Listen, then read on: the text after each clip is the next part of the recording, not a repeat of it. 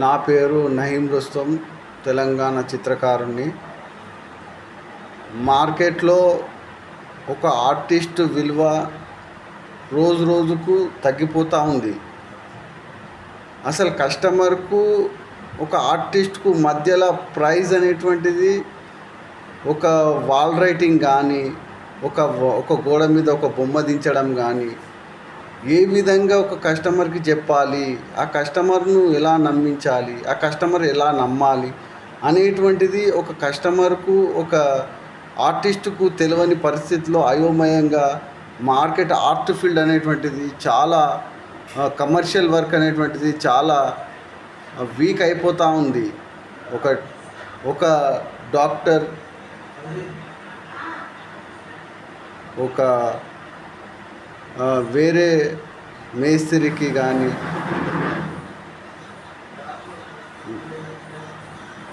వేరే పనులలో వాళ్ళకు ఖచ్చితమైన ఒక రేట్ అనేటువంటిది ఉంది. కాబట్టి దయచేసి నేను రిక్వెస్ట్ చేస్తున్నా, ఏంటంటే స్క్వేర్ ఫీట్కు 1000 రూపాయలు. ఏ ఆర్టిస్ట్ అయినా వచ్చి మీ దగ్గర వర్క్ చేస్తే 1000 రూపాయలు ఇవ్వండి. స్క్వేర్ ఫీట్కు ఒక రైటింగ్ కానీ, ఒక బొమ్మ కానీ, ఏది మీరు గోడ మీద దించాలనుకున్న స్క్వేర్ ఫీట్ 1000 రూపాయలు ఇవ్వగలరు.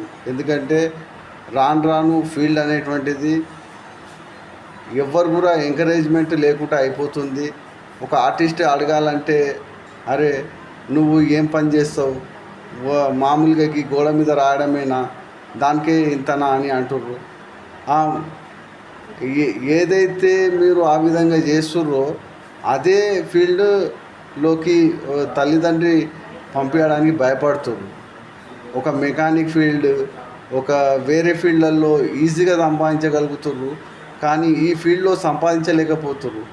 సో దయచేసి మీరు అర్థం చేసుకొని, కాలం మారింది కాబట్టి రోజు రోజు ఖర్చులు పెరుగుతున్నాయి కాబట్టి ఒక మంచి స్కూల్లో కానీ, ఆయన బతికే రోజు విధానంలో కానీ ఆయనకు కరెక్ట్ డబ్బు దొరికినప్పుడే ఆయన ముందుకు వెళ్ళగలుగుతారు. చిత్రకారులు చిత్రకళ ఫీల్డ్లో రాణించగలుగుతారు. కాబట్టి మీరు ఖచ్చితంగా వాల్ రైటింగ్ రాయించుకుంటే ఫీటుకు 1000 రూపాయలు, మీరు గోడల మీద కానీ, స్కూల్ వర్క్లో కానీ, స్కూల్ కార్టూన్ బొమ్మలు దించిపించుకున్నా కూడా స్క్వేర్ ఫీట్ 1000 రూపాయలు ఇవ్వగలరు.